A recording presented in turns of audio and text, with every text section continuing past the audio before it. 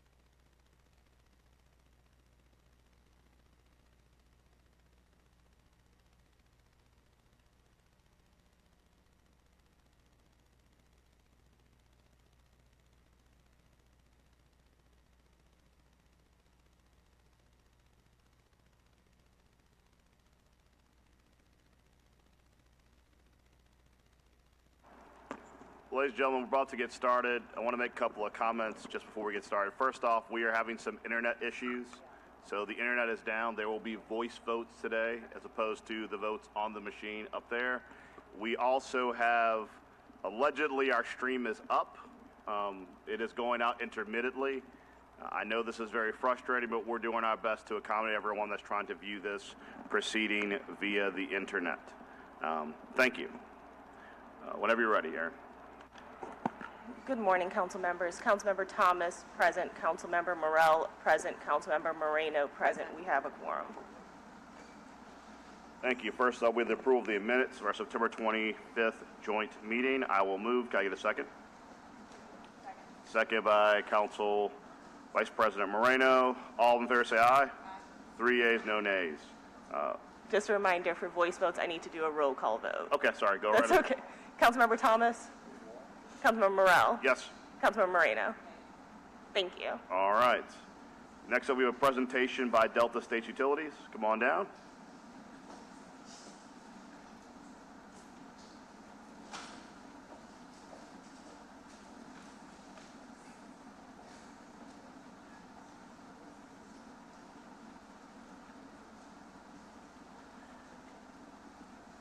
I think a good place to start might be, I understand that y'all have a name change. It's Delta Utilities now.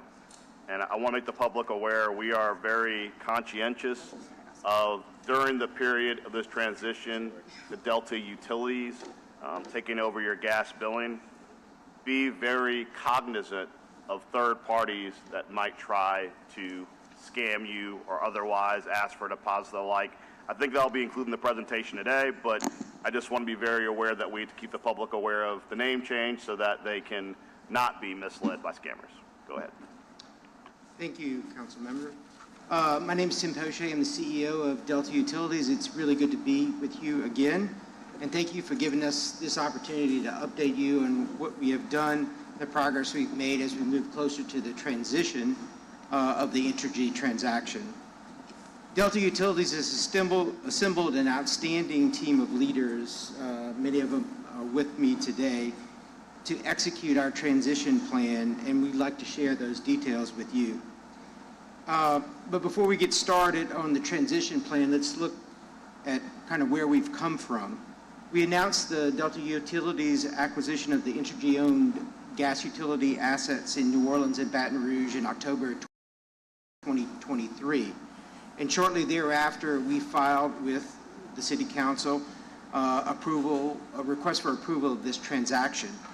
And this is a culmination of a very robust process. We submitted our transition plan and worked through a long process of filings and responses to your questions. And collectively, in December of 2024, we reached an agreement as to how we would step into the shoes of Entergy from a rate perspective and mitigate any impact of this transaction on our customers in New Orleans. In December of 2024, the Council approved that transaction, and we have been very, very busy on our transition ever since. In April of this year, Delta Utilities did close the acquisition of the CenterPoint Energy utility assets, natural gas utility assets in Louisiana and Mississippi. And with that transaction, over 500 employees joined us. We're now 600 employees strong, and we're serving 380,000 customers in Louisiana and Mississippi. We are operating out of our new headquarters here in New Orleans, which we believe to be the largest commercial real estate lease in the CBD in the last 5 years. And we're more than halfway in creating an additional 200 jobs in New Orleans, which we believe we've brought in some of the most talented and brightest people to join our team. The utilities that we have acquired are still being served and operated by the same people that operated those utilities for many years, and our operations could not have gone more smoothly in the past 2 months. Our customer service team is answering calls here in New Orleans.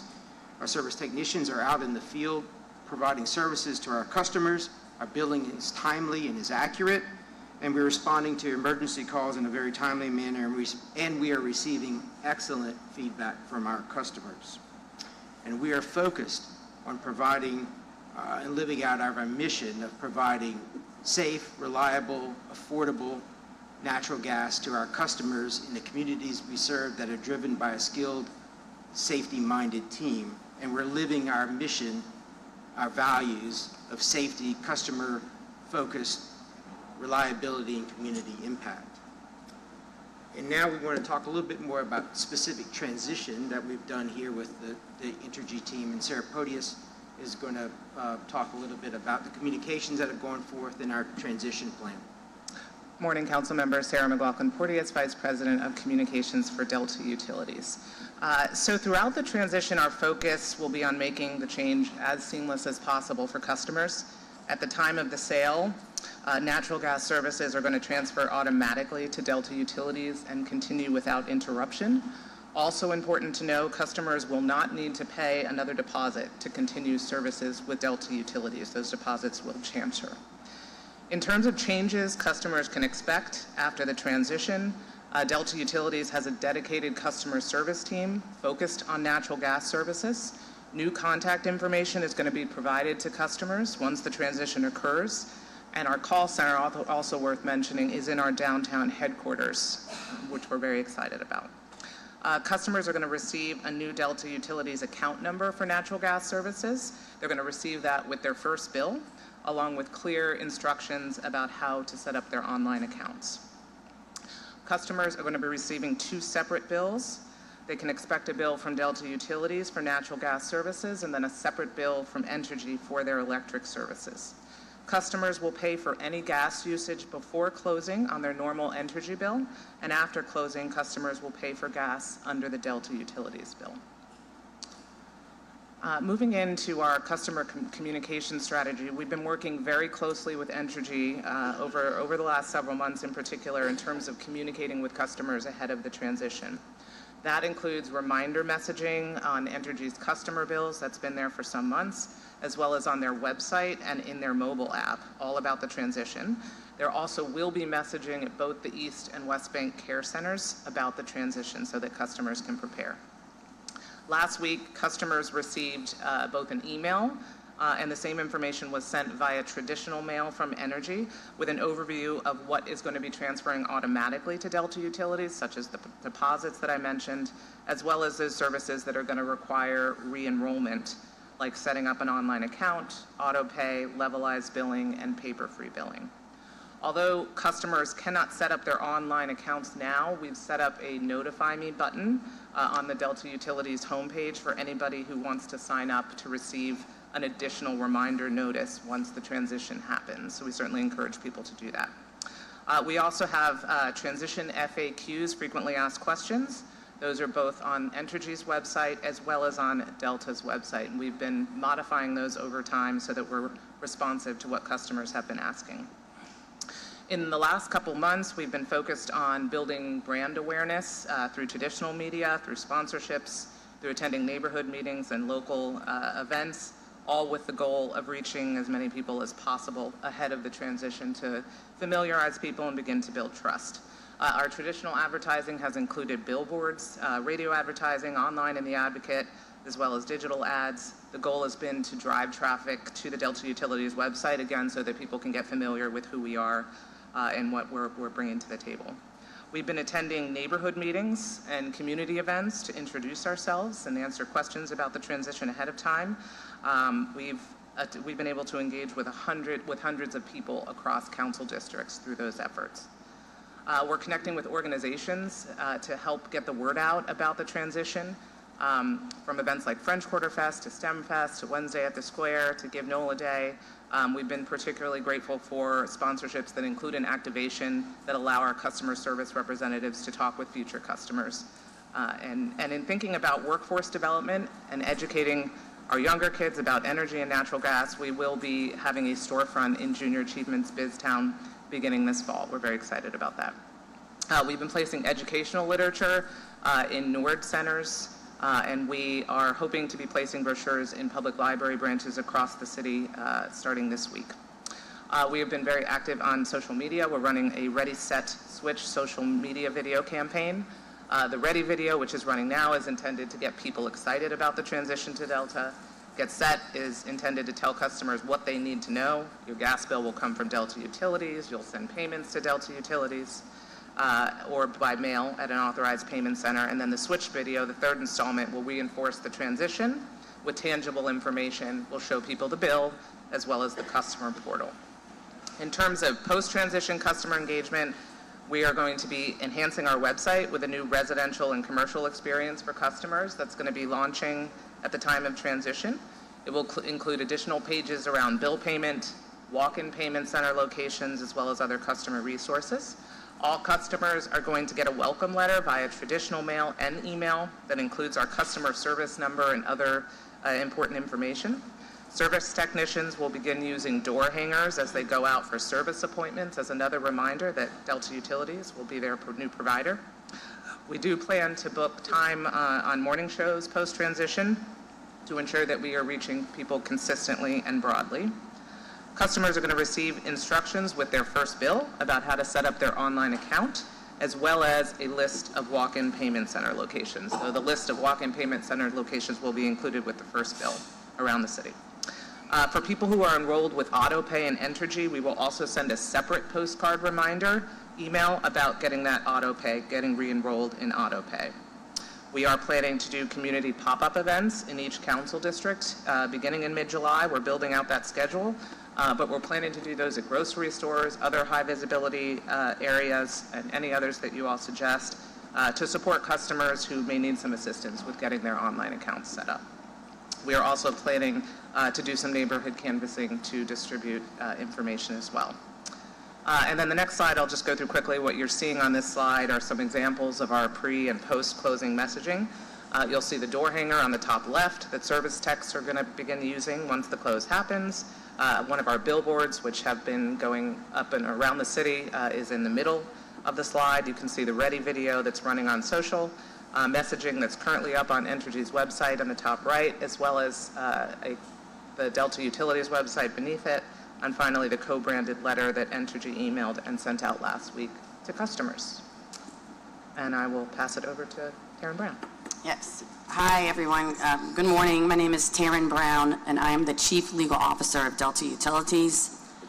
I will talk about our payment options. So to make sure the transition is as seamless as possible for customers, we have worked tirelessly to make sure that customers will be able to pay their bills with Delta Utilities in the same manner and method as they have paid their Entergy bills, whether this is in person at a grocery store or retail store, by phone, via mail, or of course online. We provide customers with the option to enter into AutoPay, of course, as well as levelized billing, so customers can pay their expected monthly payment throughout the year. We also will offer payment assistance programs, including those through the Low Income Home Energy Assistance Program, or as most people know it, LIHEAP. To provide an in-person assistance, we have 2 customer care centers in New Orleans. One of the customer care centers will be co-located in the Entergy Customer Care Center at 3400 Canal Street. The other care center will be located in the West Bank, close to Entergy's Customer Care Center today. And in line with our commitment and desire to partner with local businesses, we have chosen to partner with Liberty Bank and place our care center in their building at 535 General de Gaulle. Our customer care centers will be modeled after the high-touch service experiences of companies like AT&T and Chick-fil-A. Rather than customers waiting in stagnant lines, our service representatives will greet them at the door and guide them through a more integrated, efficient, and personalized service process. This approach not only improves wait time perception, but also enhances overall customer satisfaction and engagement. These centers will be fully equipped to handle all forms of payment, including cash, and our team will be trained to answer questions on the spot, ensuring a seamless and supportive experience from start to finish.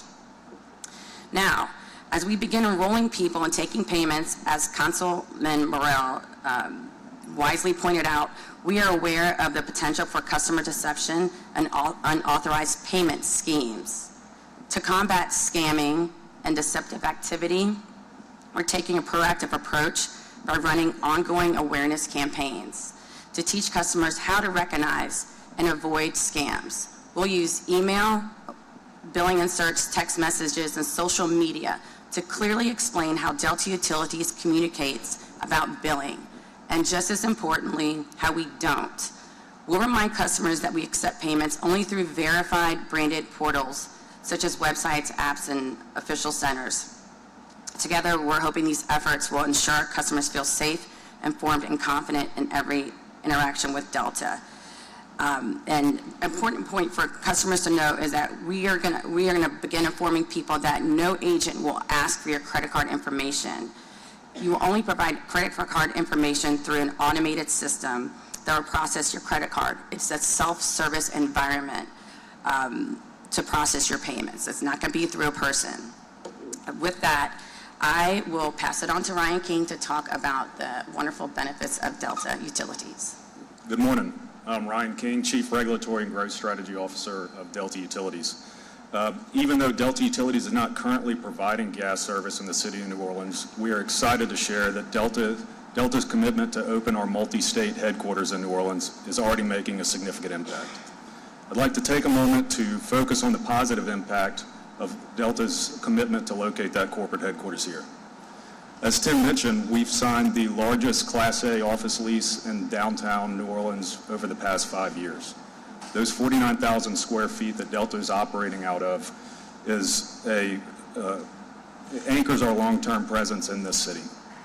This isn't just a symbolic move. It's a strategic investment that's already creating real economic value. At closing in July, Delta will have already created 100 new high-paying corporate jobs operating out of that facility. The impact of these 100 positions alone results in a total impact in the community of nearly 450 job opportunities annually, as well as $32 million in employment income. Collectively, this is an economic impact of just under $200 million. That doesn't even consider the impact of the 500 CenterPoint employees that have been retained by Delta Utilities, or the 100% of Energy Gas employees who will be coming on board to work for Delta Utilities at closing. Delta is building a strong, experienced workforce rooted in this community. And most importantly, while this was a commitment of Delta Utilities, we have not asked for any tax incentives from the local New Orleans government. With that, I'll turn it back over to Sarah for some closing stay informed communications. Yes, this last slide just tells residents all the different ways that they can stay connected with us. Our website is deltautilities.com, and as I mentioned, we are active on social media platforms, and all of our handles are listed here. Also, just a reminder that questions about current natural gas service should continue to go through Entergy customer service at 1-800-368-3749 or through self-serve at myenergy.com until the transition happens. Thank you. Councilmember Thomas.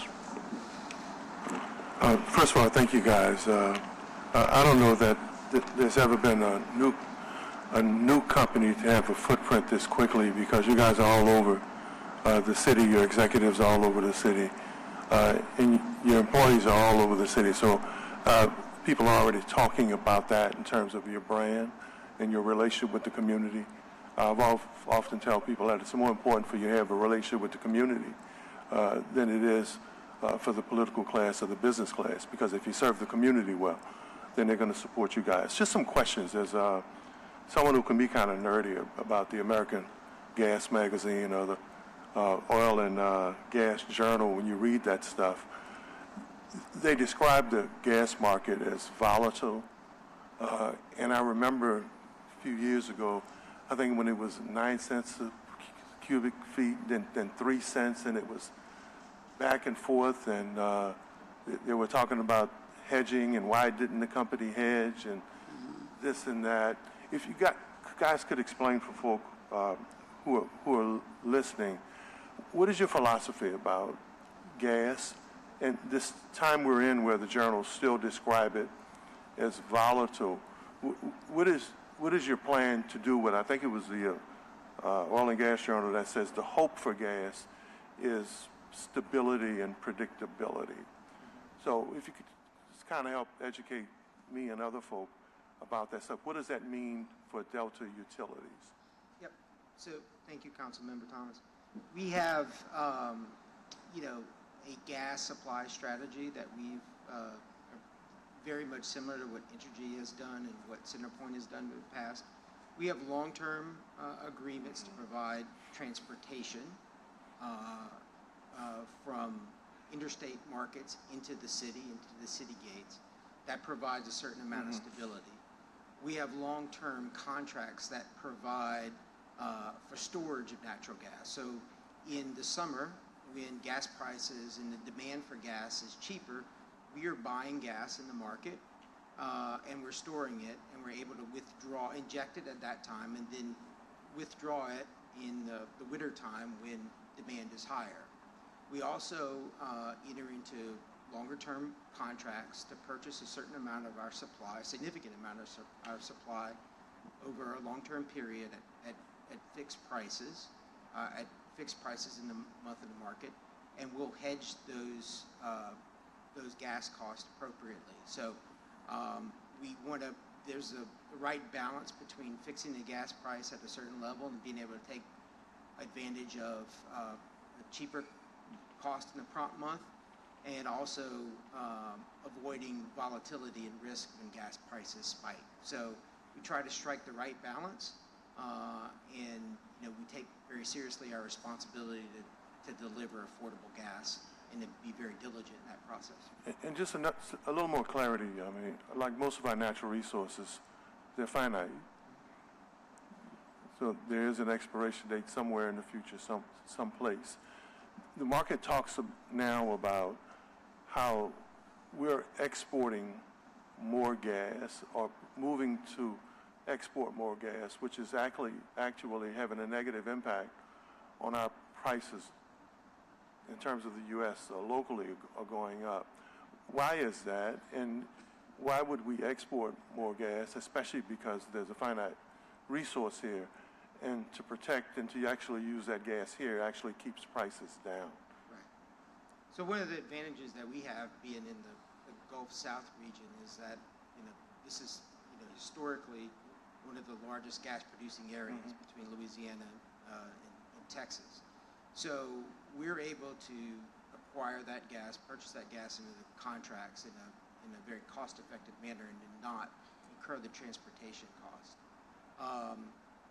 The proliferation of natural gas and the expanse of the opportunities that have been given because of the expanse of the shale plays in Texas and in certain other parts of the country have provided the abundance of gas that, we enjoy much cheaper gas here than the rest of the world, and we can take advantage of that for our customers too. Delta Utilities is not involved in the export of gas, so I can't really talk about that market. Right. But I think that we're able to play in the market to be able to deliver a certain amount of stability of gas prices. And I only say that to say that given the terms that are used by the experts in terms of volatility, the hopes for stability and predictability, especially because since we supply and we have an abundance of natural gas here, that we're just mindful that we hedge and we store, so that especially given climate control and the unpredictability there, which is going to has an impact on how you use natural resources, that we're mindful here in this ever-changing climate so that our customers can be protected. Thank you. Thank you. Councilmember Harris. Good morning. I'm sorry I missed the first portion of this, but I did want to talk about customer service. So, for example, Entergy, each district has an assigned person who we work with who will problem solve and troubleshoot any issues we have. So we have Walter from Entergy. He's amazing. We email him. He gets things done. He helps customers, etc. Do you plan to have that assigned person for each district, a similarly assigned person for each district? Yes, we will make sure that each district has the appropriate amount of representatives to be able to get answers quickly should issues arise. But we'll make sure that you have dedicated resources throughout all the districts to have that same level of commitment and service. Okay, yeah. I mean, it's important that we are able to immediately contact. We have Walter's cell. We know when outages are. We know We know we can get in touch with him, so I just want to make sure that we have that same level of commitment from you as we do with Entergy. Completely understand. That's very important, and that will continue. Okay, and then on the comms issue, I know you said I see the timeline, and you've been to neighborhood association meetings, et cetera, et cetera. Are you doing any television or radio advertising? We are, yes. We've been, really since the start of April, we've done a lot of traditional advertising, so we have out-of-home, so billboards. Hopefully you've seen those. We've been doing radio ads, both English and Spanish. We've been doing online, NOLA.com, Louisiana Weekly, BizNOLA. So really trying to get out there and drive traffic to our website the past couple months so that people can get familiar with who we are. Okay, and then what about churches and other community-centered spaces? Yeah, I mentioned earlier we have been going to neighborhood associations meetings. We've been going to other community events. We do need to distribute some literature in churches. That is part of our plan, so yes. Okay, and then I see that you're on every social media except for Twitter. Or not Twitter. Oh, we're on there. You're on Twitter. We're on TikTok. We are not on TikTok. A lot of people go to TikTok. Okay. Like my contemporaries are, I'm not on TikTok, I don't believe in TikTok, but a lot of my contemporaries are on TikTok, so you might want to consider doing a TikTok as well. Okay, that's a good point. Thank you. All right, thanks. Thank you. I got a couple of questions, a couple of suggestions. The first is, at the July 1 transition, how long after the transition date will gas customers see their first Delta Utilities bill? We will begin to bill customers on the billing cycles that coincide on July the 7th. Okay. When will the customer care centers be officially open? Customer care centers will be officially open on July 1st, Okay. day one. And during the transition, will E&O customers, service operators be able to assist legacy gas customers with questions?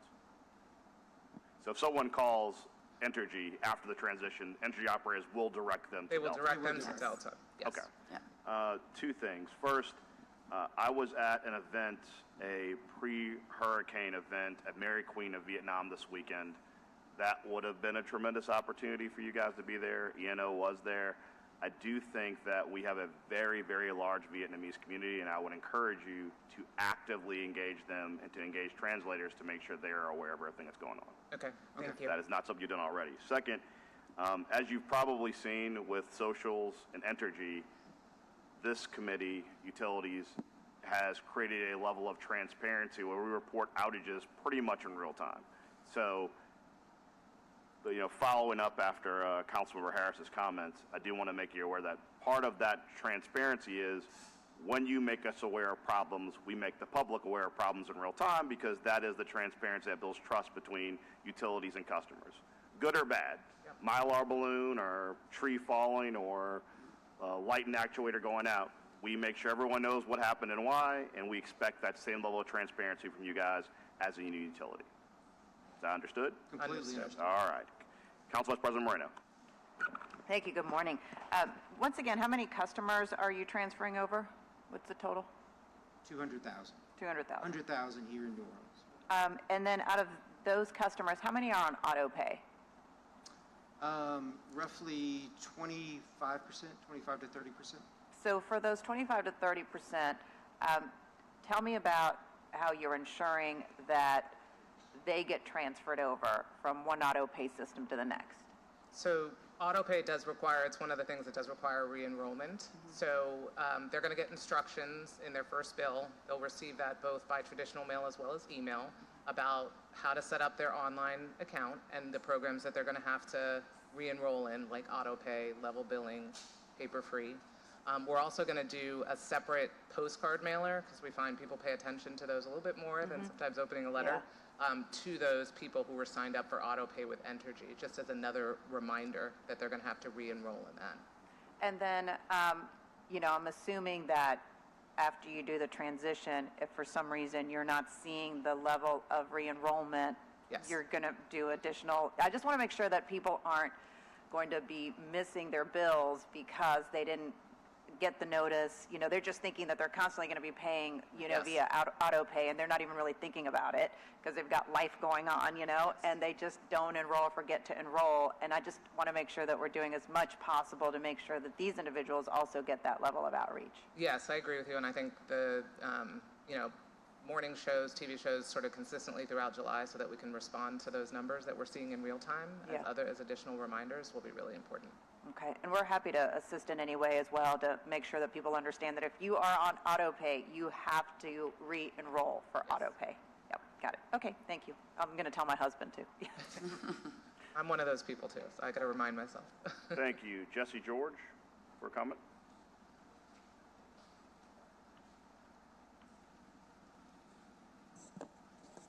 Jesse George on behalf of the Alliance for Affordable Energy. It certainly seems that Delta has a robust communication strategy in terms of making people aware of the transition from Entergy to Delta Utilities. One thing I don't see in their presentation is a discussion of their capital investment plans. A lot was made during the application process for this utility to begin operation about this 15-month rate freeze. But there's no information about what will happen when that 15 months ends. And I would encourage you as regulators to begin demanding transparency from Delta so that in 15 months, ratepayers aren't hit with a surprise rate increase that we all know is going to come. I appreciate Councilman Thomas for pointing to the volatility of gas prices. Certainly people living on the margins, those wild swings in gas prices as we saw in the summer of 2022 can have really negative effects. But these capital investment plans that we know Delta is going to make in this infrastructure is going to have effects on ratepayers as well. And we need to get ahead of that so people know what to expect. Since the council has made the decision to create a fossil gas only utility in a city that is on the front lines of a changing climate, I would suggest one mitigating measure that you could consider is the adoption of a gas efficiency program in the vein of Energy Smart, like we have on the electric side with Entergy, to help customers reduce their dependence on fossil gas, which has negative effects on climate as well as for indoor air quality and health. So I would encourage you to look into creating such a program for the remaining gas customers. Thank you. Thank you. We have no further cards. So with that, thank you for your presentation. Appreciate you being here today. Council Vice President Moreno. Thank you. Aaron, you want to read the next one into the record? Item 4 on the agenda is a resolution regarding the community solar rules. The committee will consider a resolution to revise the community solar rules and establish a procedural schedule for consolidated billing. This is under UD 1803. Got it. Aaron, why don't you go ahead and tell us a little bit about this, and I believe that we also have an amendment to this resolution as well. Yes, ma'am. So, Councilmember, as evidenced by the title of this docket, since 2018, we have been working to establish a community solar program in the city of New Orleans. I think with this resolution and the amendment you mentioned, we are tantalizingly close to landing the plane here and getting a community solar program up and running. Together New Orleans filed a motion to amend some of the community solar rules. We established a procedural schedule a couple months ago to review those. This resolution addresses the concerns raised. However, I do want to mention the proposed amendment. So on page 8 of the resolution, in the second paragraph, Together pointed this out, the council previously acknowledged that income verification should not be a barrier to entry into this program. So the new paragraph C in the community solar rules, number 2 will read, evidence of enrollment in any federal, state, or local assistance program that limits participation to households whose income is at or below 60% of the area median income for the New Orleans metro area. This ensures that we're casting a wide net for those who are low income but want to participate in community solar programs, want to get those benefits from this program. I think with this amendment, we have effectively threaded the needle here. You'll also see that on June 10th, Entergy filed a proposed plan for consolidated billing, including the estimated costs associated therewith. This resolution establishes a procedural schedule that ends in October to address those proposals. There's a technical conference called for in here so that parties can get together, work through the plan, and then finally the advisors will report out on the next steps there. Any questions? I don't have any. I thank you for working quickly on this amendment as well. I have no public comment cards. I do? I'm sorry. I was going to say I was surprised I didn't have any public comment cards. Jesse, come on up, followed by Broad, and then Jackie Didakis.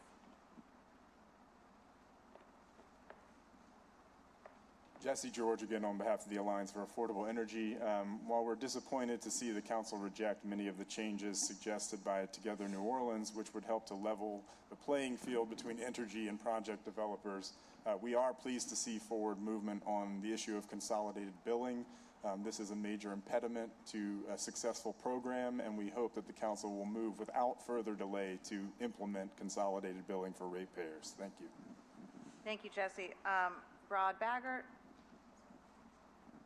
followed by Jackie Didakis, and then Chris Porcho. Good morning, Broderick Baggert, organizer with Together New Orleans. We too are excited to see this move forward. Here was the intent of submitting the proposals we did. First, there are some things that should have happened some time ago that have not happened, and now they have happened since we submitted a proposal, and we think that's really good. We think, Aaron, that the change around the eligibility is going to give the council the flexibility to be smart about how people qualify, right? If an existing program shows that they qualify, then we'll consider them to qualify. There's one other item that we want to raise. Right now, the rules create very specific time deadlines and penalties for the developers who are already incentivized to do these programs, right? Whether that's because they want to make money or because we want to have people saving on their energy bills. But on that side, you have a ratchet that moves. If people don't deliver, they get booted out of the line, they have to pay penalties, and we're all for it, okay? On the other side, for Entergy, who has opposed this program from the very beginning, who has moved very slowly, there are no specific deadlines and penalties. So the ratchet doesn't move in that direction. And we think that is going to be a problem because there are already really long periods of time when they're doing interconnection studies, and those being delayed. So our intent to say, hey, look, we need to have this ratchet move in the other direction. It's not just hypothetical or theoretical that Entergy could be late. They've already been late on a study for one of the applicants, which potentially harmed that applicant's ability to get money for Solar for All. So we think that that is something the council should consider. Thank you. Thank you. Jackie Didakis, followed by Chris Porcho.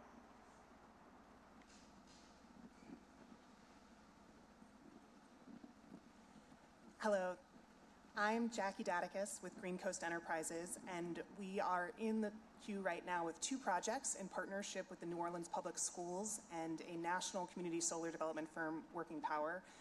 First, I want to thank you all for creating this program at a moment in time when we don't have a lot of control. This here in New Orleans is a really special thing you've created that's given us control of our own destiny while we're losing access to so many federal programs. To follow up on what Brad just said, it was my project that was in peril of almost not qualifying for the Louisiana Solar for All program when our system integration study took about 34 days longer than the 90-day period of time they were given. We've now rolled into the next period of time, which they're estimating will be about 4 months. I've actually really enjoyed the process of working with Entergy. I know this is new for them, but we're under real threat that by the end of this year, the federal solar tax credit is gone, and we won't be able to move forward as a project. So every single day is going to count for us towards a development process.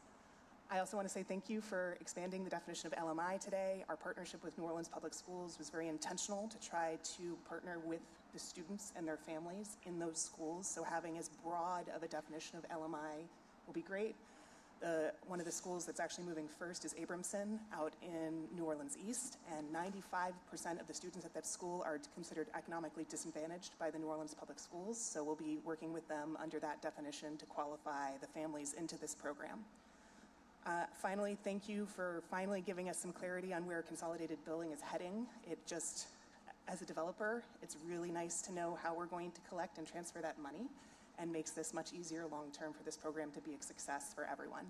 So I do hope we can all work together to make sure we're meeting these deadlines this year before we lose the opportunity of the federal funding that we have. Thank you, Jackie. Chris Porcho, followed by Patrick Nance.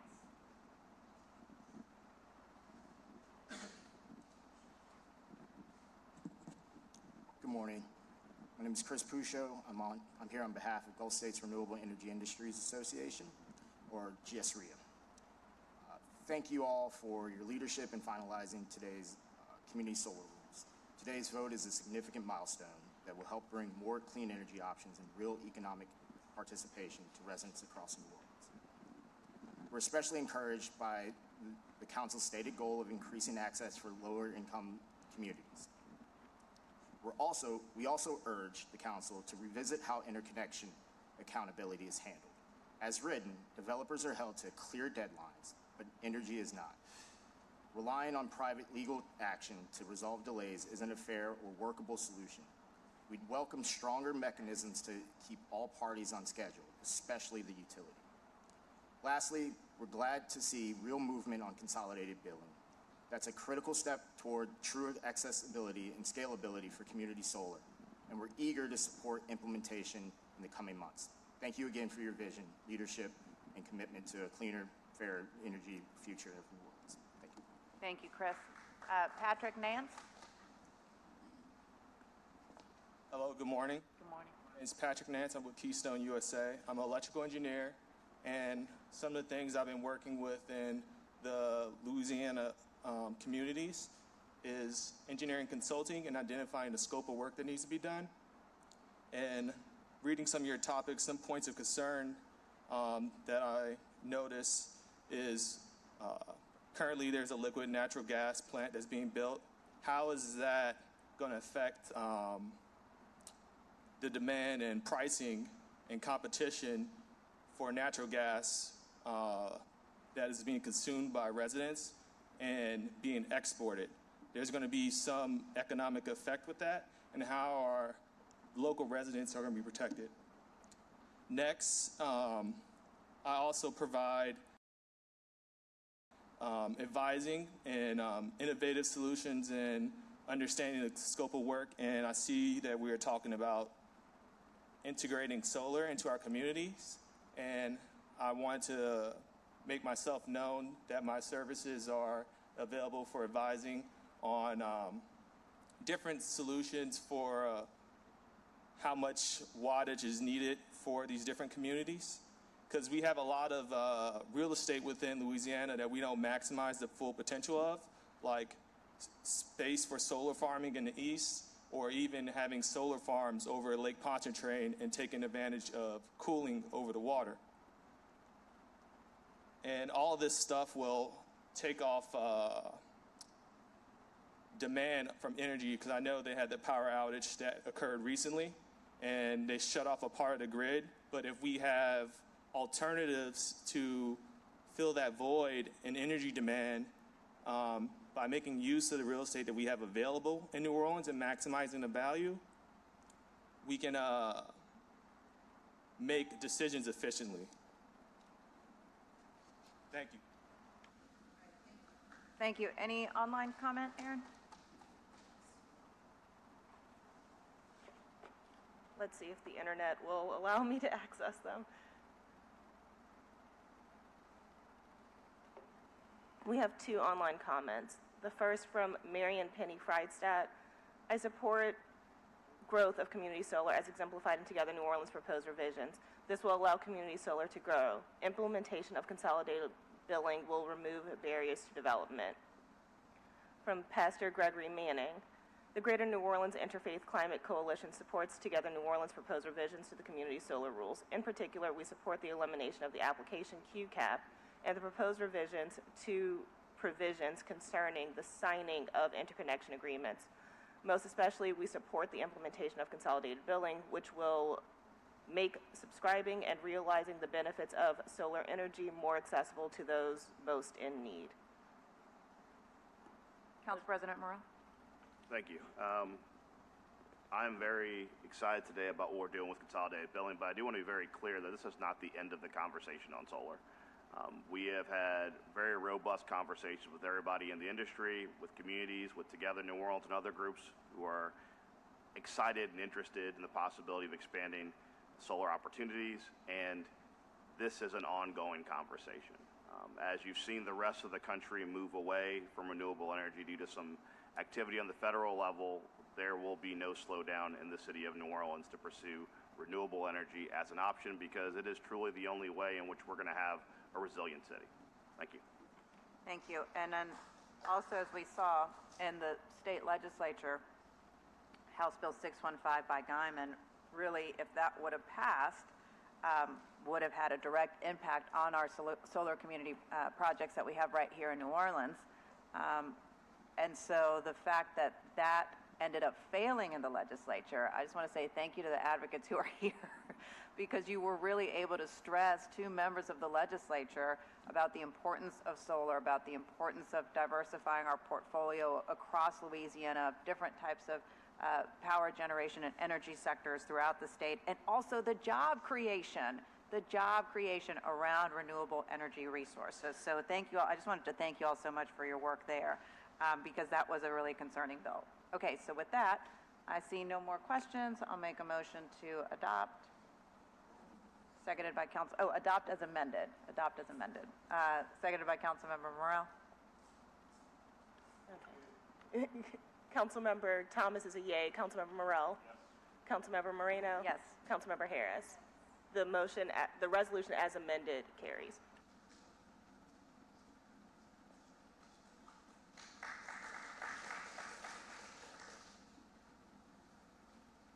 Okay, and then the next one we have is item number 5 on the agenda. Aaron, if you can read that one into the record. You guys can come up too. Item 5 on the agenda is an ordinance related to EV charging. The committee will consider an ordinance to correct the language in the Code of Ordinances that prohibits the installation of level 2 electric vehicle charging stations in the public right-of-way. Presenting is the Office of Resilience and Sustainability. Thank you. Thank you all for being here. You can go ahead and introduce yourselves, but I know that this particular ordinance, this is pretty much just a cleanup ordinance. It is, yeah. Good morning, council members. Good morning. Greg Nichols, Director of the Office of Resilience and Sustainability. With me, I have Matt Rufo, who's our Transportation Policy Program Manager. I'm going to let Matt take it away. Thank you, Greg. Good morning, everyone. My name is Matt Rufo with the Office of Resilience and Sustainability, and as you mentioned, this is largely a cleanup ordinance addressing necessary changes to our Code of Ordinances that governs the installation of electric vehicle chargers in the city's public right-of-way. This issue came up in response to a constituent, a resident that reached out that was having issues getting permits approved for the installation of an EV charger in front of their dwelling unit. This section governs chargers that are installed in front of people's homes, and so we'll cover what the changes are, why we're proposing them, and who we engaged to come to agreement on these proposed changes. So section 146.569 governs the approved equipment. We're proposing changes to sections A and C. Section A currently requires that all EV chargers installed in the public right-of-way comply with UL Standard 2202. We're proposing to replace that standard with more general language for current standards. We also proposing changes to Section C that govern the type of level 1 and level 2 chargers, their charging capacity, as well as an additional provision that gives additional discretion to the Director of the Department of Safety and Permits to approve chargers that don't fall strictly within those definitions. So starting with why to remove standard 2202 from the requirements for all EV chargers, this standard only applies to DC fast chargers. And so when this ordinance was originally adopted in 2017, it was incorrectly applying this requirement to all types of chargers, whereas DC fast chargers are the very high voltage, really fast charging facilities that are typically off-street and are not the type of chargers that are typically installed in front of people's homes. And so strict interpretation of this code as written would actually prohibit the type of chargers that are actually feasible to install in front of people's homes. I don't see any public comment, unless this one is just coming up right now. Brad, is your comment for this? No? Okay. All right, well, with that, I don't see any public comment. I will make a motion to adopt, seconded by Councilmember Morell. All in favor? Oh. We're waiting on Aaron. Oh, or you want to do roll call for us? No? How about I'll do roll call? Councilmember Thomas? Yay, Thomas. Councilmember Morell? Yes. Yay, Morell. Councilmember Moreno? Yes. Councilmember Harris? Yay on Harris. 4 yays, no nays, and this moves on now to the full council, and we can put it on the consent agenda. Okay, next item I'm actually really excited about. It's the benchmarking ordinance. Finally, after many, many years, now we're finally getting here. And really with benchmarking, what we're doing is trying to track building emissions in the city of New Orleans. And it's about 20% of the city's greenhouse gas emissions originate from energy use in large buildings in our city. So with that, Greg, I'll turn it over to you on what this ordinance looks like. And like I said, lots and lots of work has gone into this many, many years. And I know that you've also worked so hard and diligently on reaching out to advocates, reaching out to building owners, talking to all different parties to get us to where we are today. Yeah. All right. Well, thank you very much, Councilmember Moreno, for your leadership on this. And we're pleased to be with all of you this morning to talk a little bit about this proposed ordinance. What is benchmarking? Benchmarking is the practice of comparing your energy use data to your peers to inform and motivate improvement. And in this case, we are talking about electric and gas data only. We are not including water data in this benchmarking ordinance because of the billing issues Sewage and Water Board has historically had, but other cities do that, and it could be included in the future. This helps building managers identify opportunities for improvement and find energy and cost savings through operating their building more efficiently. It really boils down to that adage, you can't manage what you don't measure. So what would this ordinance do? This ordinance would require large buildings, those 20,000 square feet and above, to benchmark their energy usage by using the free Energy Star Portfolio Manager tool. Large buildings would then report their benchmarking information to the city, and the city would disclose energy use metrics for these large buildings to the public. That's what the ordinance boils down to in a nutshell. We'll go into much more detail, some of those details.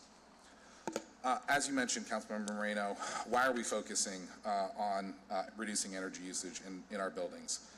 Quite simply because energy efficiency represents a significant opportunity to save energy and minimize our emissions. Our last inventory finds that about 20% of emissions come from large commercial buildings in the city. And that's why we set a goal in our most recently Climate Action Plan to pass this ordinance. Apart from being a policy that has a multitude of benefits that we will talk to, New Orleans would be joining over 50 cities, counties, states that have already passed benchmarking legislation.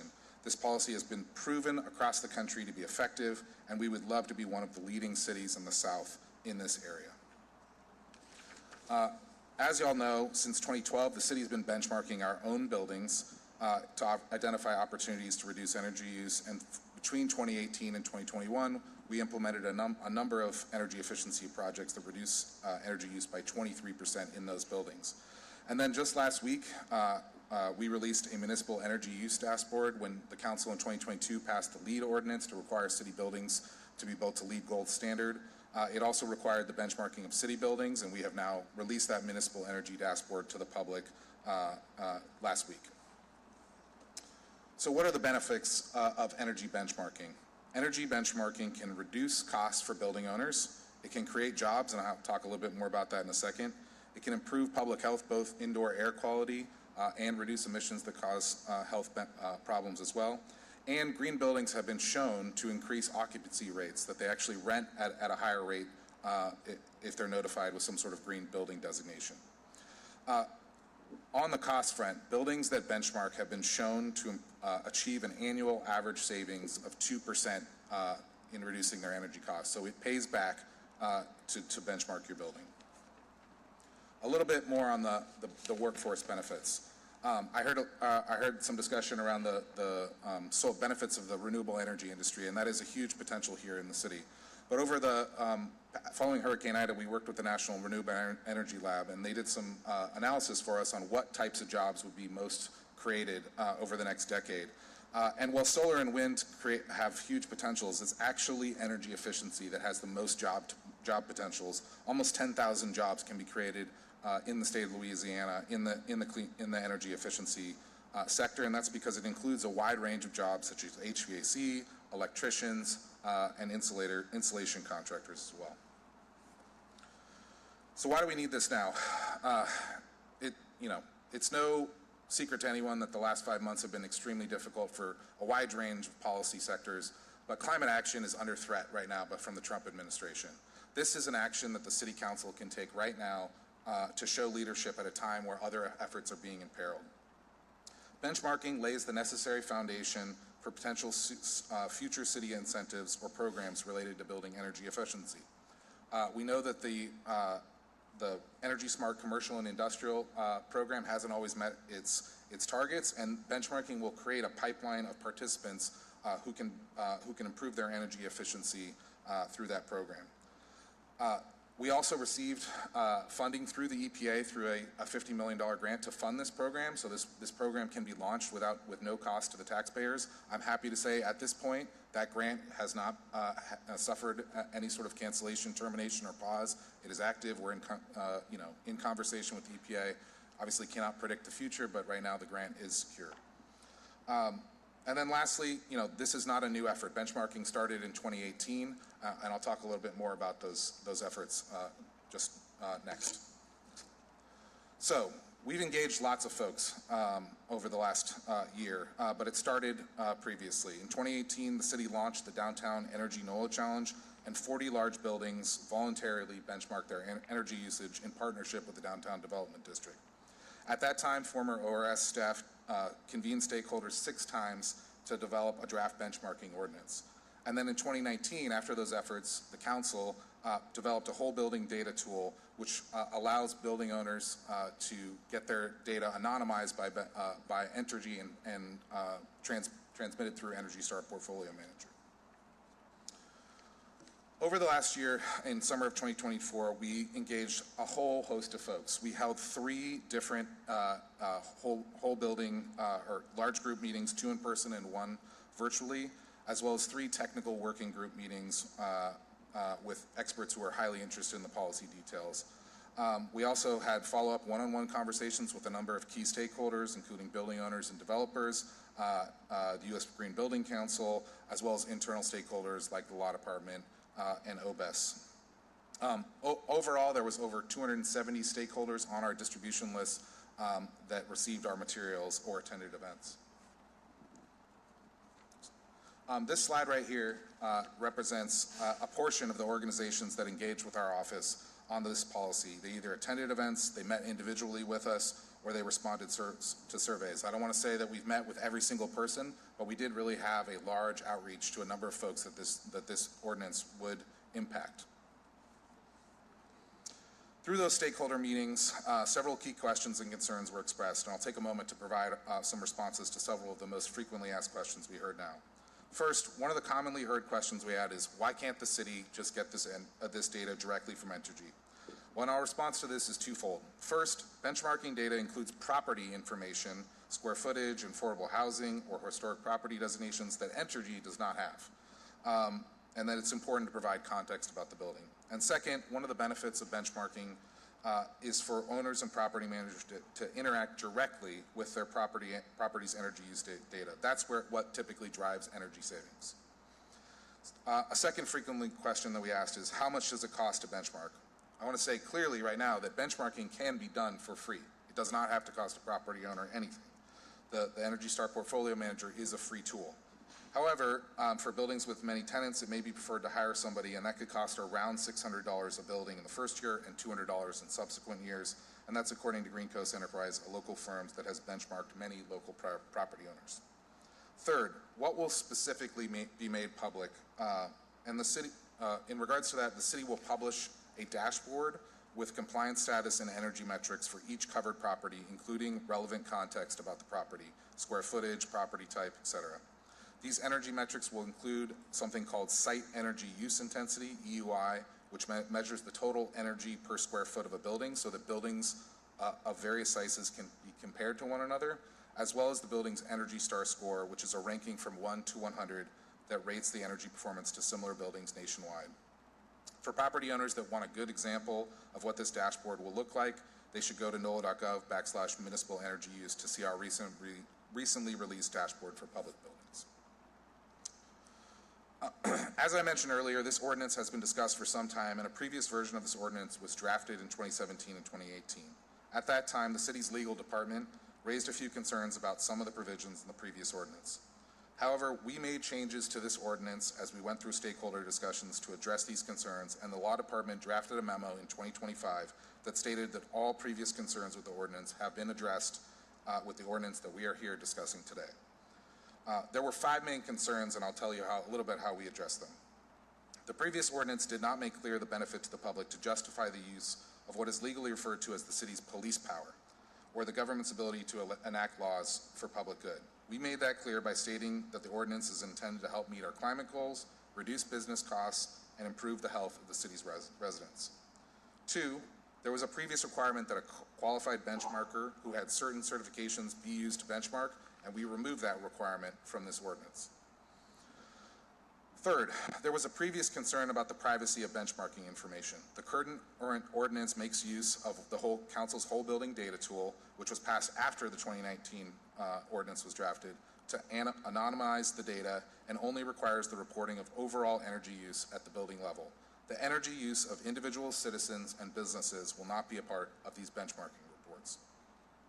Fourth, there was a previous requirement of retuning or bringing buildings up to code and making energy upgrades. Those are not included in this version of the ordinance.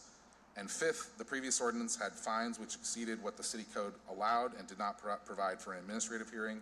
This updated ordinance complies with the penalties provision of section 637 and includes appeal process. So, the benchmarking policy details, a little bit about the buildings. We used available tax assessors data to generate a list of covered properties based on the assessor's reported building area. Properties would be considered covered by the benchmarking ordinance if the total combined building area of all buildings on the property, for example, the tax parcel, is greater than or equal to 20,000 square feet. We project that at least 789 properties are 50,000 square feet or higher, and another 744 properties are 20,000 square feet or higher. Those approximately 1,500 properties constitute only 1% of all properties in the city, but they comprise nearly 40% of all square footage. Of those around 1,500 properties, 77% are commercial buildings and 23% are residential, primarily multifamily housing. This pie chart here displays the breakdown of the 1,500 likely covered commercial properties by the Energy Star Portfolio Manager use category. Of those properties, 25% are warehouses or storage, 16% are hotels, 12% are office buildings, 11% are schools, and 11% are retail establishments. The remaining 25% of likely covered commercial properties range from healthcare to entertainment to churches to parking garages and others. In terms of the distribution of properties likely covered by the ordinance, by council district, covered properties are in all districts. District B, as might expected, has 662 likely covered properties, which is 43% of all covered properties. The remaining districts have anywhere from 150 to around 300 properties, or 10 to 20% of all covered properties in a district. When we initiated stakeholder engagement in the summer of 2024, we presented stakeholders with several key policy decision points related to the draft ordinance. This slide represents where we started based on the draft ordinance from the earlier effort in 2018, and this next slide represents where we ended up. During those forums, the technical working group meetings and one-on-one discussions, we asked stakeholders to provide input on these policy decision points. By the end of summer 2024, we had made the changes indicated here in orange to the policy as a result of that engagement. So now we'll go over just the elements of the draft ordinance as it sits before you today. First, what properties would be covered? As a reminder, covered properties would be tax parcels with a total combined gross floor area of 20,000 square feet, and covered properties include all types: commercial, multifamily, tax-exempt properties. Second, how would the requirement be phased in?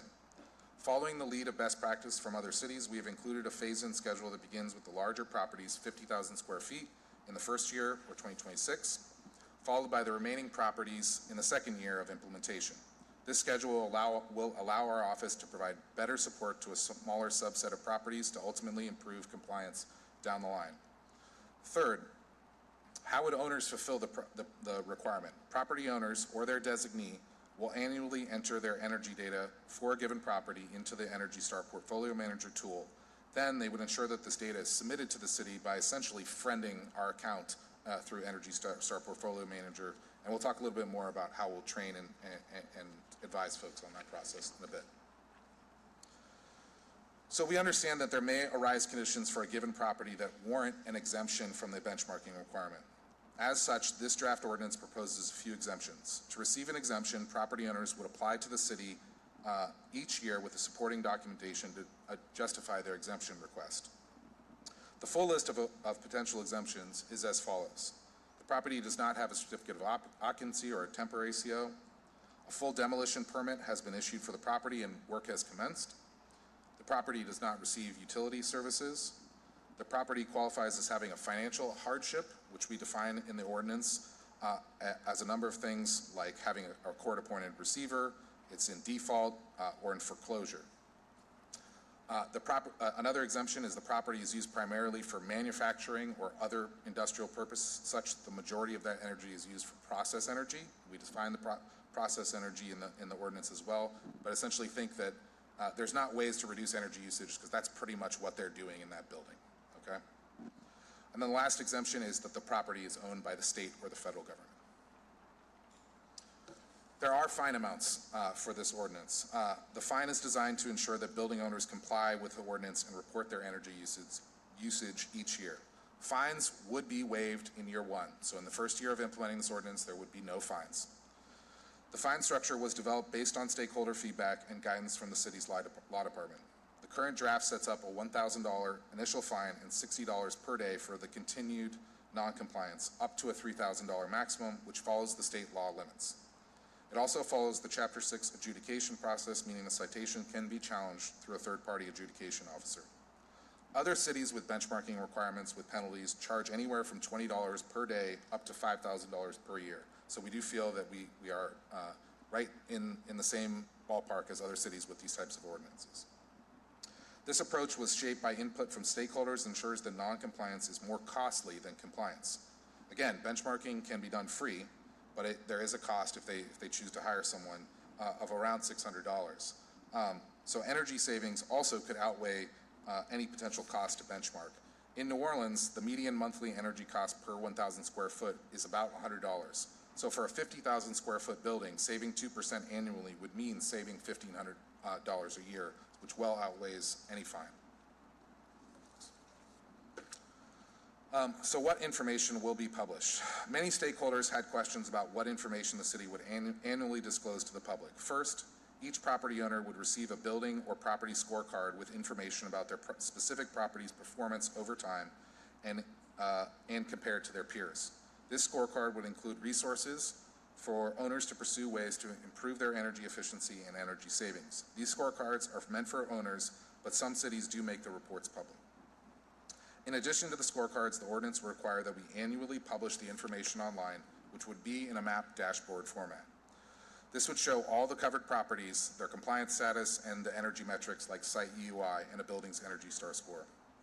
As I mentioned earlier, we heard concern from some of the largest building owners that they worried by virtue of being a large building that they would score poorly. The site EUI and Energy Star scores both normalize that data and rank energy usage against buildings of similar size and property type. So rest assured, a big building is not destined to score poorly just by size alone, but rather how efficiently they use energy in their building. This information would also, where applicable, include context about the property as requested by some property owners, like the year built, their affordable housing, and historic designations as well. The ordinance also provides that the city issue an annual report, including a summary of trends and an analysis of compliance and accuracy. Now, to talk through the proposed program implementation with me is Sophia Winston, who handles energy policy for our office. Hello, council members. Let me get closer. So I'll be going into a little bit more detail about the implementation timeline, as well as just day-to-day implementation of the program. The annual benchmarking cycle will begin on January 1st. By this date, the city will have posted what we're calling the covered property list. The covered property list is a list of buildings that ORS has identified through assessor data that meet the square footage threshold outlined in the ordinance. The covered property list will include information such as property address and name and other unique building identifiers. Building owners and representatives can reference this list to determine if they must submit their annual energy data. Once the covered property list is published, building representatives have until May 31st of each year to submit their annual benchmarking data. Benchmarking is a retroactive process, so all data submitted in 2026, for example, would be representative of energy use in 2025. Between January 1st and May 31st, the Office of Resilience and Sustainability will provide technical support to building representatives to ensure a high compliance rate and high quality data submissions. ORS will also be analyzing data in real time and providing direct feedback via email to verify compliance and to notify if there are any issues with the data. During this time, building representatives will also be able to apply for exemptions through our program portal. 60 days after the deadline, ORS will begin sending out violation notices to buildings that have not submitted annual data and have not applied for an exemption. After the violation notices are sent out, ORS will continue to monitor for late submissions and will remove penalties from buildings that have met the compliance requirements. By December 1st, ORS will then take all the data collected and create a public data report, which could take the form of a written data report or a public-facing map or dashboard, as we just saw. Then, by January 1st of the next year, we'll start all over again. One of the tools that will make compliance easier is Entergy's whole building data tool. The data tool was created as a result of the 2018 benchmarking effort. Building representatives interested in using this tool will be able to request aggregated utility data from Entergy, and that data will be transferred to an Energy Star Portfolio Manager account through a web API. Once this connection between a representative's Energy Star account and Entergy is established, users will make the request of Entergy annually, but will not have to compile old bills or enter data manually. The tool is largely meant for multi-tenant buildings, and when requesting aggregated data, the data of individual customers is not disclosed. Instead, energy use is disclosed for the entire property. For buildings with 4 or more meters, once the request to Entergy is filed, there is a 14-day waiting period where tenants can opt out. After that, the data is able to be digitally transferred to an Energy Star Portfolio Manager account. For buildings with less than 4 meters, the tool can still be utilized, but instead of an opt-out process, tenants will need to provide consent. ORS has had regular check-ins with the team at Entergy responsible for this tool and has tested it with our own city properties. The practice of connecting virtually with a utility and digitally transferring data is a common and best practice among other peer cities that have passed similar ordinances. So as you know, ORS is one of 3 cities to receive a climate pollution reduction grant from the Environmental Protection Agency. One of the measures outlined in this grant was funding for a benchmarking program. The funding largely goes towards supporting 1 full-time employee and data management software. This program will be funded for 5 years at a total of $1.5 million, making this one of the most cost-effective measures to reduce climate pollution in the city. As a former benchmarking staffer myself from the city of Philadelphia, the responsibilities of the full-time employee will be dedicated to data management, providing one-on-one technical assistance to understand the data platform and how to get data from Entergy, among other things. Similarly, ORS will connect folks with the entities in the city that can further support energy savings, such as Finance New Orleans and the Energy Smart Commercial and Industrial Program. The full-time employee will also stay up to date on best practices from peer cities to ensure that we are always aware of how to make this process as smooth and effective as possible.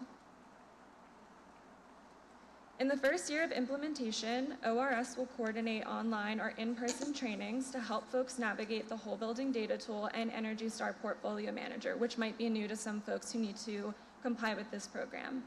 We also want to tap into our local experts here, many of which were part of our technical working groups, and provide webinars and materials that provide insight into building science and energy efficiency tips specific to the climate of New Orleans.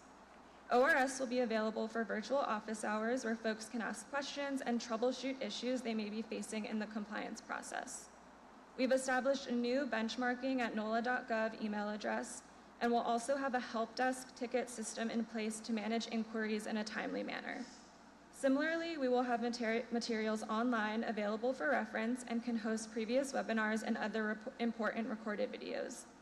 We also want to hear from the benchmarking community and share best practices that folks have implemented for energy reduction and case studies from buildings that have made strides in reducing their energy use. And while all the resources available through ORS will be related to building capacity and knowledge, there are financial incentives out there to track and reduce energy usage. The EPA created the Greenhouse Gas Reduction Fund, which provides capital to green banks with the goal of financing energy and resilience upgrades in our buildings, large and small. This pot of funding will be available locally through our Green Bank, Finance New Orleans, as well as the 179D Energy Efficient Commercial Buildings Tax Deduction. Also provides financial incentives to buildings who track energy, pursue building retrofits, and meet specific energy reduction targets. Under 179D, a building is eligible for anywhere between 50 cents and $5 per square foot based on how much energy was reduced from the upgrades. Through the direct pay provision created in the Inflation Reduction Act, nonprofit entities are also now able to take advantage of this tax deduction, and the direct pay will flow towards the architects and engineers that designed the energy efficiency upgrades. This lowers the upfront cost to nonprofit entities to pursue energy efficiency upgrades. Apart from federal incentives, there are many local incentives here through the Energy Smart Commercial and Industrial Program.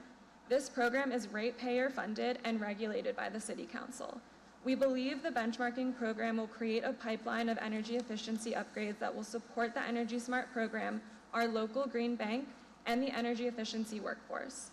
So I hope that through this presentation, we'll go to the last slide, you understand what energy benchmarking is and how an energy benchmarking ordinance plays a role in combating climate change, supporting our workforce and our partners, and making our homes, buildings, and infrastructure more energy resilient. Thanks, Sophia. Councilmember Thomas? First of all, thank you guys. A very good, forward-thinking presentation. And I always like to listen to the presentations because a lot of times you can formulate your questions based on what people say. And in this one, you mentioned gold standard. At the end, you mentioned we believe. And as I was sitting down thinking, it was an excellent presentation, definitely somewhere we want to go. But it reminds me of the days when, for recycling, when recycling started. And we made all these upfront investments about recycling until the Los Angeles study and the National Study on Recycling showed that we spent all this money to prepare for recycling, but 70% of everything that was recycled wound up where? In the landfill. And I don't know that we've ever really recovered there. So based on your presentation, there would have to be a lot of upfront, right, really checking and checks and balances. And you're familiar, I'm sure, based on your work in Philadelphia, that the ODCE determines the standard, the gold standard, in terms of rating for buildings with low risk, stability, resiliency, stability, all of those different things, they determine that. So my question is, how do we get gold standard in prehistoric buildings? Because my air conditioner works in the winter and my heat works in the summer here in City Hall.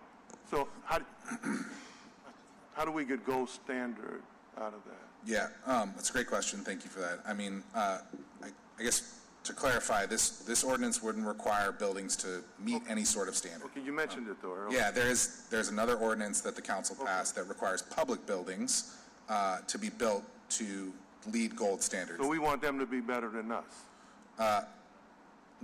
No, the other way around, yeah. So we already passed the LEED Gold standard. I believe you voted on it. This was like a year and a half ago, and that's already happened. That's for public buildings. And this is really just benchmarking. It's just really like a report card coming out of what all buildings throughout the city look like. Correct. Yeah, so public buildings are gold standard now. Future ones will need to meet that. Yes, yeah. So future ones that are essentially office buildings, it has some exceptions. But yes, future buildings. Future public buildings. Future public buildings. This building isn't gold standard. No. No, it's not. Most of the city facilities are not gold standard. No, but in theory, a new city hall that would be built would meet the LEED Gold standard. Okay, so we're channeling back into the future then. It is a forward, that ordinance is a forward-looking ordinance, yes. Yeah, I just want to be mindful that, you know, money is finite also. And if you follow the mistakes they made around recycling, and some of the mistakes they're making right now around sustainability and resiliency, there's a lot of upfront investment that doesn't give you anywhere near the standard that you want. So I think we're going to have to be a little more granular and a little more cautious because we keep producing investments and more money that comes from the public to create a lot of these trendy things. And I just don't want to make the same mistake that we made with recycling and some other initiatives. Thank you. Councilmember Harris. Thank you. Thank you for the presentation, and I do think this is a great idea, but I do have some questions about notice. Yep. So you said that, especially given the fact that I have 662 of these buildings in my district, Yep. and I have one constituent service person in my office, right? So there's a covered property list. That's correct. Is there any written notice going out to these buildings as well? Yeah, we would mail and we would notify them via email and certified mail. Okay, and then you said that there are also training sessions that are going to happen? That's correct. Because like, I get all caught up in your presentation about the technical aspects and how you register, and I don't know how to explain this to somebody. So Yes, we will have like webinars where many folks can join in, and then we'll also have one-on-one technical assistance in case those webinars weren't helpful to people. And a lot of benchmarking programs across the U.S. that have full-time staff, their job is really dedicated to helping people cross the finish line. The EPA, which oversees the Energy Star program, also has like a plethora of recorded content online and PDFs and documents that can walk you through every single potential outcome that could go wrong if someone needs guidance. So that is a great resource that's already available, and we'll just be building on top of that just to make sure folks here know what's going on. One thing I'll add just real quick, the question that you just asked was something we got quite a bit at the stakeholder meetings, and the second meeting I mentioned was a virtual one. We literally opened up Energy Star Portfolio Manager and went screen by screen to show folks how it can be done, and it sounds different for folks, but it's actually a pretty simple process, and we'll be there to help all building owners through every step of the way. okay, and I mean, that just assumes that the building owner has some sort of technical, I don't know, technical knowledge, right? I mean, sometimes even getting on Zoom for older people or people who are not tech savvy is problematic. So I just want to make sure that we're not penalizing people because they didn't take a seminar, because they couldn't figure out how to register, especially, again, because I have 662 buildings and I don't want to get 662 calls saying, I got a fine, but I didn't know how to register for this program. Yeah, we don't want you to get those calls either, Yeah. council member. So, not only will we be doing online trainings, we'll obviously meet with people in person. We'll go to their buildings to assist them directly, Okay. sit with them right next to a computer. That is what the full-time staffer's role is, fully dedicated to. And I would assume that you guys are going to go to neighborhood association meetings and other public meetings to talk about this. Should this ordinance pass, we absolutely would. Okay, and then I think I heard that there will be one full-time person who is going to do this technical assistance That's correct, yeah. for over 1,500 buildings within the city. Yes, I will likely be stepping in and taking some of that as well. Having experience with this is, something I'm really passionate about and want to spend time working on. So There will be one dedicated employee whose job will be to manage the emails, look at data, do these one-on-one technical assistance meetings. I will also be available to do that type of work, but at a smaller scale. I would assume that if you need more than one person, you would come back to us and ask for that resource. We would, but correct me if I'm wrong, Sophia, who worked in Philadelphia, you managed a larger suite of buildings than we're talking about here with the 1,500 buildings. Okay. And the fines are not for, and I just want to be very clear, the fines are not for being energy inefficient. It's for the failure to register. Yes, simply for not submitting your energy data, and to be clear, we don't want to cite anyone, and submitting it, once you're done with it, there is no fine. There would be nothing.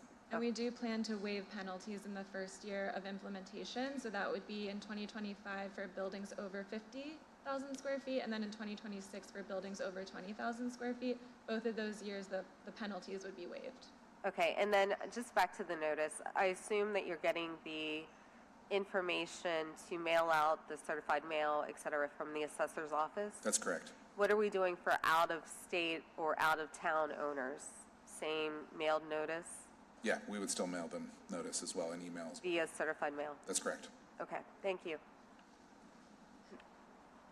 And Sophia, hit that one more time on the implementation dates for buildings 50,000 square feet or greater and those 20,000 square feet or greater. So in January 1st of 2026, that would be the first year, if this passes, of implementation for 50,000 square feet and above. So they would have between January 1st and May 31st of that year to submit their energy data. There's about a 2-month period after that where we will still kind of be collecting data, and we will send out notices of violations 60 days after May 31st. And then the same process would start back over, and we would just be folding in the 20,000 square foot buildings. So if you have a building that is the 20,000 and above, that's not until 2027, correct? Exactly, Got yep. it. Okay, thank you. Council President Morrell. Thank you. First off, I want to thank you all for the presentation. I think that we are a council, we are a city that is committed to significant climate goals, and that it is nigh impossible to do that without benchmarking and measuring. I think it's important to note that when you're talking about energy efficiency in buildings, I do not think comparing it to recycling is an appropriate equalization. The reality is every single person in the city of New Orleans, if you have a residential property and you seal your windows and you do energy efficient activities, you see a direct reduction as far as what your energy costs are. And what we are simply encouraging by collecting this data is to show individuals with large buildings that if you were able to do more energy efficiency, you would see a direct reduction in your costs. Now, what this program does is it simply has you provide the data. It does not require you to be more energy efficient. So, I think it's a very important point to Councilmember Harris's point, which is that the fines here are not because you're not energy efficient, it's because you're not providing the data. That's correct. So the goal is to educate people. Let's say if you see two buildings that are the exact same buildings, they're the same age, and one person is spending a tremendous amount of more money on energy than the building that's comparable, what it encourages that person to do is go, well, wait a second, if we have two similarly situated buildings, they're the same age, and I'm paying triple the cost in utility fees, that it might be worth, through either my own personal energy benchmarking or by hiring a third-party efficiency, to come in and see how I can reduce those costs. And for us as a city, having that business voluntarily reduce its costs because it's in their financial interest helps us reach our own energy efficiency standards. So really, what we're trying to do is educate people on how much it costs to run their building, and that perhaps they could do efforts to reduce that cost. And I want to highlight something because I was educated by the Alliance for Affordable Energy on this. That is kind of the success of the commercial side of Energy Smart. I've been very critical publicly of the residential side, but for those individuals who have used the commercial component of Energy Smart, they have seen tremendous savings by having that data reviewed and by working with third parties to bring that number down. So I think it's important that we look at if we don't do benchmarking, if we're not tracking what's happening in these larger buildings, and we're not encouraging them voluntarily to reduce those costs, that we're never going to meet those climate goals. And as far as new construction, I agree with Councilmember Thomas. You can't turn City Hall into a gold standard building because the building is simply, it was built in a time period where everyone thought that coal power was clean energy. And that when you're looking at what we're going to do with construction of new buildings, the reality is that in the next 10 to 15 years, we're going to have to do a new City Hall, probably a new police station, and having those standards in place, sort of like building codes, means that eventually we as a city kind of bring ourselves to those standards.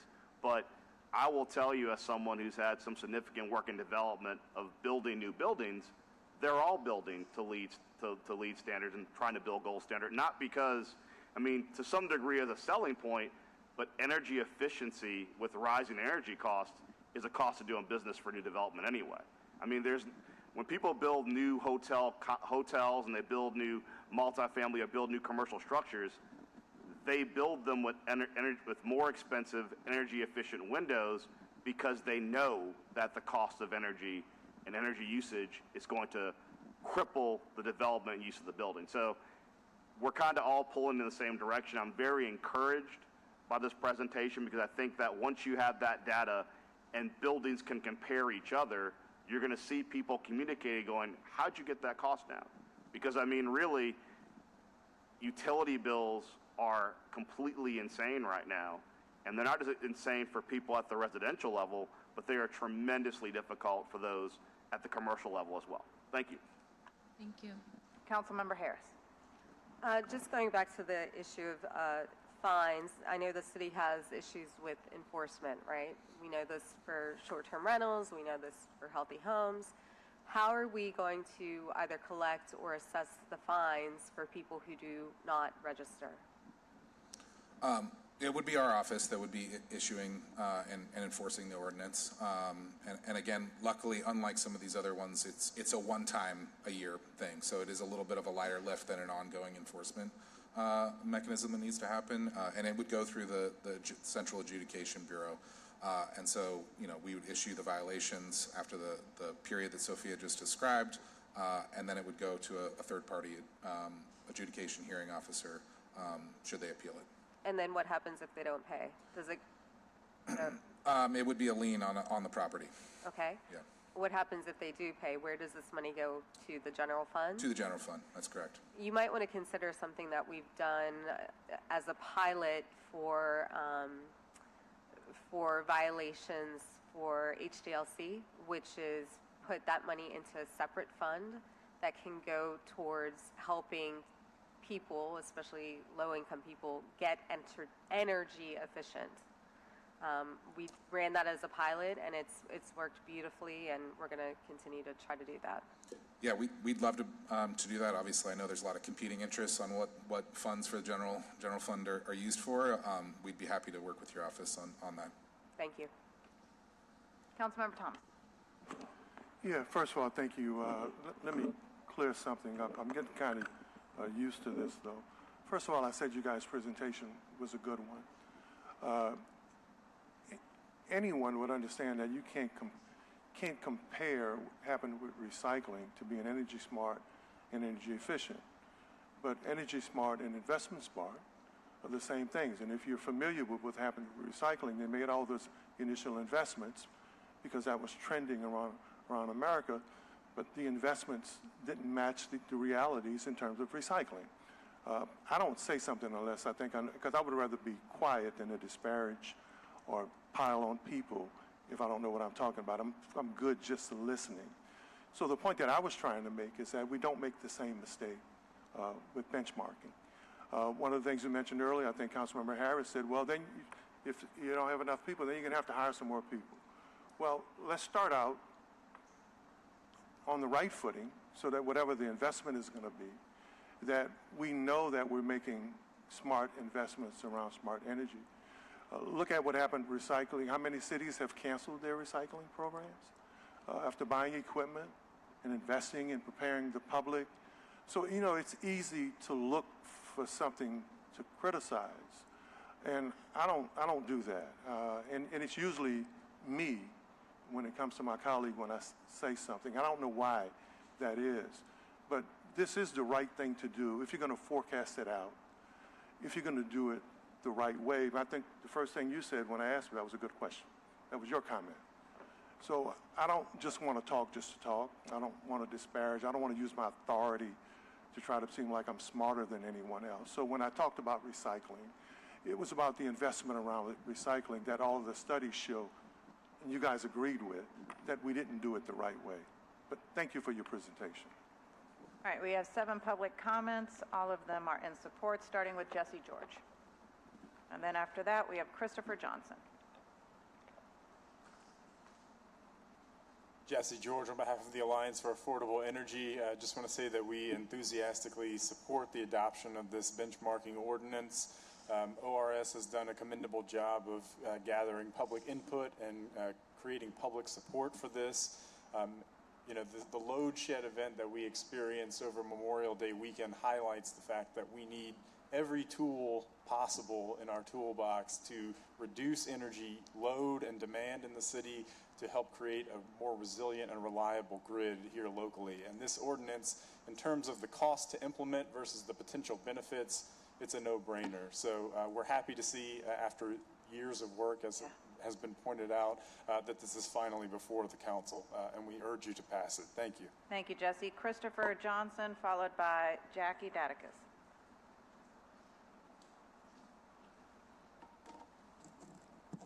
Good afternoon. My name is Christopher Johnson. I'm here on behalf of AIA New Orleans. We represent over 170 architectural firms and over 500 professional members who practice and reside in every council district in Orleans Parish. We have long supported efforts to increase the energy efficiency of our built environment. As this ordinance will forward this goal, AIA New Orleans is glad to support this motion. And it's well understood that one cannot change what one does not measure. By understanding how a building uses energy and how energy efficient it can be compared to other similar sized buildings, not only locally but in other jurisdictions and other states, we are empowering owners to take matters into their own hands to improve their building. And as many of you know, since 2023, under the leadership of Ms. Datticus with the LSUCCC, Louisiana State Uniform Construction Code Council, adopted the current energy code that regulates all commercial as well as residential buildings in the state. Dovetailing this information is a very simple process for building owners as they seek the future permits for their buildings. They will need to show that their energy use is going to be lower as a result of whatever it is that they're proposing to renovate or build onto their property. By this benchmarking ordinance, they're providing information that they would have to provide anyway. So it really feeds in well to the efforts, not only at the local level, but at the state level, to create a more efficient building stock and more healthful environment that we all live in. So as that is, AIA New Orleans gladly supports this motion, and we appreciate the leadership of council for looking at this. Thank you. Jackie, come on up, and then followed by John Sullivan.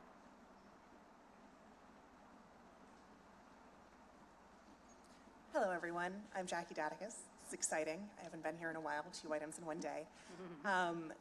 Thank you so much for bringing this forward today. We've been talking about this for almost 10 years, and the exciting thing about having talked about it for 10 years is we're not starting from scratch with these 1,500 buildings all having to get into Portfolio Manager. I suspect a good portion of them, especially those over 50,000 square feet, are already benchmarking in some way, shape, or form because there's been so many different requirements that have identified the importance of knowing your own utility bill data to make decisions about how you operate your building. Through the Energy Smart program with Entergy New Orleans, I've actually been working with them over the last 5 years. They too now have a benchmarking tool that building owners are going to be able to use to get the bill data very cleanly and seamlessly to upload into Portfolio Manager. So the requirement on the building owner is to actually know things about their own building, the size, the use, the age. to set up that portfolio account, that portfolio manager account the first time. From then on, it should be very, very easy for them to actually comply with this ordinance. I also think it's a really important ordinance to have right now, as we're actually seeing a lot of data sets be taken down at the federal level, that this actually will give us an opportunity to have our own data in a world in which we might not be able to rely on other data sets we've been using prior to that. So thank you for considering this today, and we're really excited to keep working on it. Thanks, Jackie. John Sullivan, followed by Broderick Baggert. Good morning, Council. John Sullivan with Enterprise Community Partners. Just want to thank you all and Greg and the city for taking this on really for this. Can attest to the vetting process and the stakeholder process that the city has gone through. I really appreciate the opportunity to take part and provide input and really just the breadth of it and all the different industries that were at the table to have input. On the affordable housing side, we know that energy costs are a big piece of the affordability equation. It's not just rent and mortgage costs. We also know that lower income families have a higher percentage of their monthly income put towards their energy bill than higher income families. Saw a statistic that Albertville neighborhood had ranked as the 12th highest energy burden with 19% of income across the whole nation. So we definitely have that problem here. Also saw where Venetian Isles, Central City, Tremay, those types of neighborhoods have 10 to 15% energy burdens. So we know, who's really affected by this problem and generally where I think this benchmarking ordinance is going to help us really take that next step, drill down to the property level, and really know where we need to focus our solutions. So it's going to be very helpful in that respect as we're tackling this energy efficiency issues for affordable housing properties and multifamily in general. Thank you. Thank you. Broderick Baggert, followed by Emily Flagler. Good afternoon. Broderick Baggert with Together New Orleans. Since we started the Community Lighthouse Strategy, we have been working to try to accomplish at our level what you're setting up here, and it would have been enormously helpful to have this database. It is easier when you're in your position to not do something than to do something. And seeing what you guys have done over the last several years to drive this forward, it is going to make a big difference, and it's adding one more puzzle piece into what is becoming a really exciting portfolio of strategies around where our energy comes from, where it's generated, who owns it, how clean it is, who benefits from it, how resilient, and how much we use. We are the largest per capita user of electricity in the country, Louisiana. And it's hot here, but it's also hot in Miami. It's also hot in Houston. The fact that this is going to create a kind of systematic approach is going to really enhance the energy efficiency strategy. So I just want to commend y'all and the council for moving on this.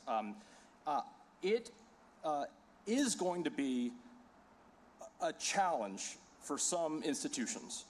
And nailing that part where it's just really simple. You do not want, as I know you know, a kind of backlash because some really well-meaning person gets a $3,000 fine and that has a big effect. So to really kind of lean in on the implementation with AI and other tools and what Energy's put together, this should be really doable. But, we're not the smartest bunch out there, but we struggled to figure out how you set these accounts up and how you do that. So with that, we want to thank you all for your work and really hope you support it and push it forward. Thank you.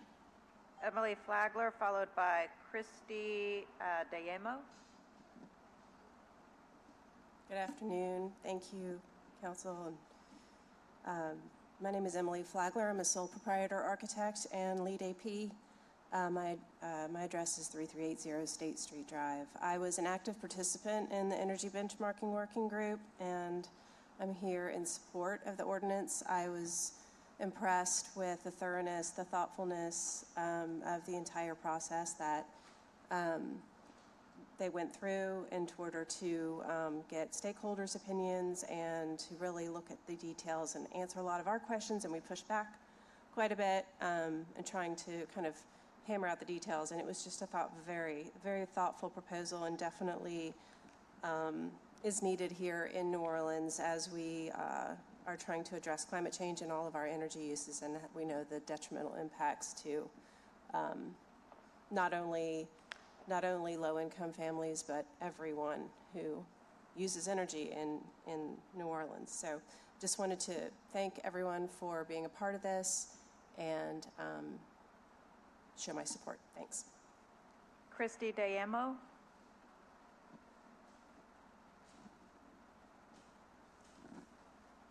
Hi everyone, my name is Christy D'Amo. I wanted to come and support ORS in this ordinance for building energy benchmarking.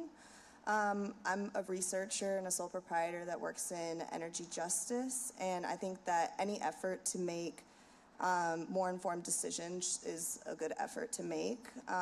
This ordinance would allow people to have more tools in their hands to reduce their energy use, and as people have already spoken before, we're at the front lines for climate change. We have some of the highest energy burden and the highest use of energy per capita out of anywhere in the country. Like someone else said earlier, during Memorial Day weekend, we had rolling blackouts. So the effort to reduce energy is something that needs to start now in Louisiana. So I definitely want to support this ordinance. I also think that it's a great effort towards transparency and the type of energy use that public buildings are using, which could definitely arm community organizers, which I'm also a local community organizer. So yeah, I just wanted to give my support and hope that you all pass it. Thank you. Aaron, any public comment? We have two public comments here. First one, Marion Fristad. I support benchmarking of energy use of large properties.